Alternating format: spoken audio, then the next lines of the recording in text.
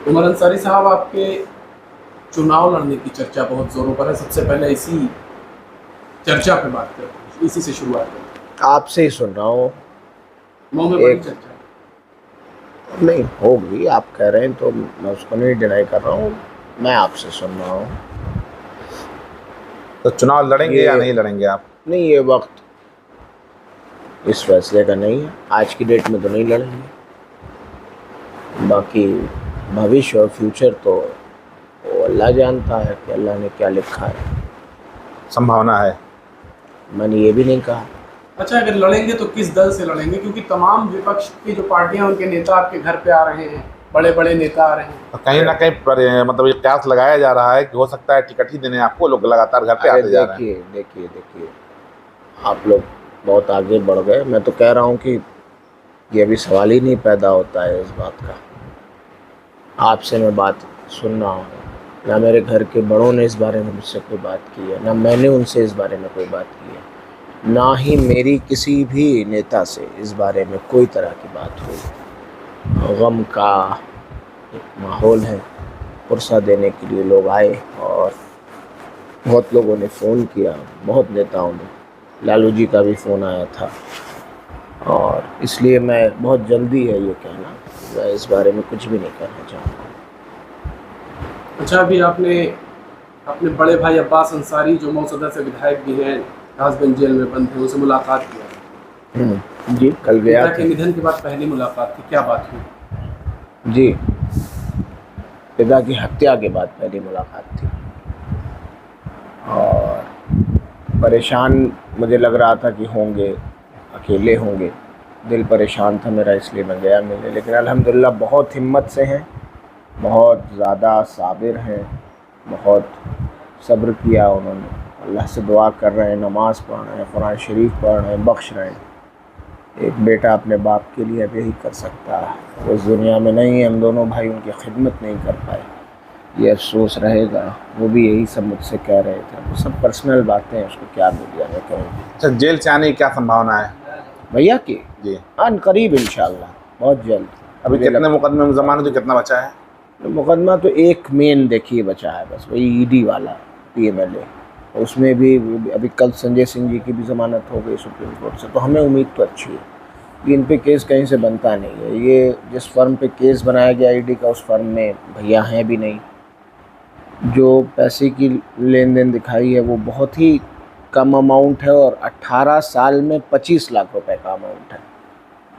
जिस आदमी की सैलरी 1,80,000 रुपया हो, उसका 18 साल में 25 लाख रुपए का रिकॉर्ड आप बोलते हो कि हमको समझ में नहीं आ रहा। उसका भी पूरा माकूल जवाब है हमारे पास।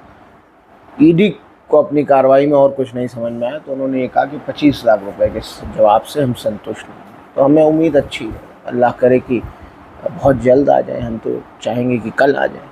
क्या मुलाकात करके रहम की भीख मांगे, इसलिए मुलाकात का तो कोई वो नहीं। हाँ, 2 साल पहले अफजाल बाबा अब चूँकि मेंबर ऑफ पार्लियामेंट हैं, तो सदन के नेता हैं प्रधानमंत्री मोदी जी, उनसे मुलाकात उनकी हुई थी क्षेत्र के विकास के सिलसिले में।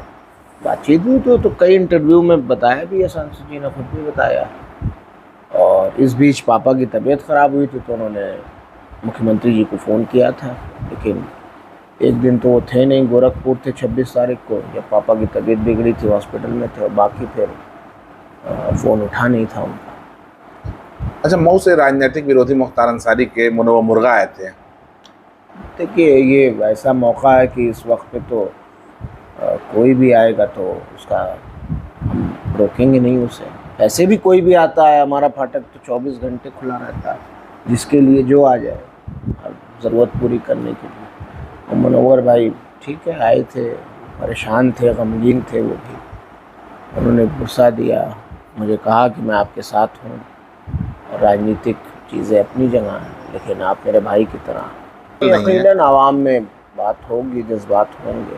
आवाम बहुत, तो उनके जज्बातों को मेरे कहाँ तक आप वालिद समझ को रहे हैं? बहुत चाहती और मानती थी, और हम लोगों से भी ऐसे ही रिश्ता। अभी मैं खाने की टेबल पे बैठ गया था, आप बाहर मुझे मैसेज आया कि मऊ से लोग आए हैं, तो मैं खाना छोड़ के आया हूँ आपके पास।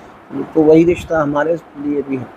हम भी चाहते हैं कि घोसी और मऊ की आवाम हमारी अपनी अजीज़ है। सबसे पहले हम चाहते हैं कि रोज़ हम लोगों से मिलते हैं, सबसे पहले मऊ के लोगों से मिलते हैं और अलग रिश्ता है हमारा उनसे, और वो ऐसा है कि उसको हम पीछे नहीं रख सकते। अच्छा, एक आखिरी और ख़ास सवाल। चर्चा है कि मुख्तार अंसारी की कब्र कुछ इस तरीके की है कि उनका शव लगभग 5-10 साल तक सही रहेगा और उसके बाद उनका जब न्याय की उम्मीद होगी तब शव निकलेगा और इस जांच होगी। नहीं, चर्चा क्या, अब तो सांसद जी ने, अफजाल बाबा ने बोल ही दिया है कि इस एहतियात से उन्हें दफन किया गया है कि 10 साल 20 साल बाद भी चाहेगा आदमी तो उसकी फोरेंसिक जांच हो जाएगी। और अब तो कई डॉक्टर्स के भी आज बयान आ गए, उन्होंने बताया कि हाँ, एक बाल का एक टुकड़ा या नाखून भी मिल जाएगा तो उससे भी ये साबित हो जाएगा। तो उनकी बात में कहीं ना कहीं सच्चाई है।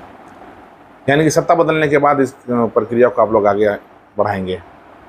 बहुत जल्दी ये सब कहना, अभी देखिए माननीय न्यायपालिका क्या कहती है। अभी हम सर्वोच्च न्यायालय जाएंगे, क्या करेंगे क्या नहीं, अभी लीगल टीम से डिस्कस करेंगे, सब होगा।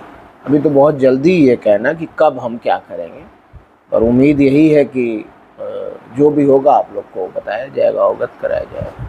खबर है कि अखिलेश यादव आ सकते हैं आपके घर, अखिलेश यादव आ सकते हैं, ऐसी खबर। हाँ, माननीय अध्यक्ष जी ने ट्वीट भी किया था और अखिलेश जी गरीबों मजलूमों बेसहाराओं के हमेशा साथ रहे हैं और मुमकिन है कि आ सकते हैं। सही हो सकता है कि बात सही।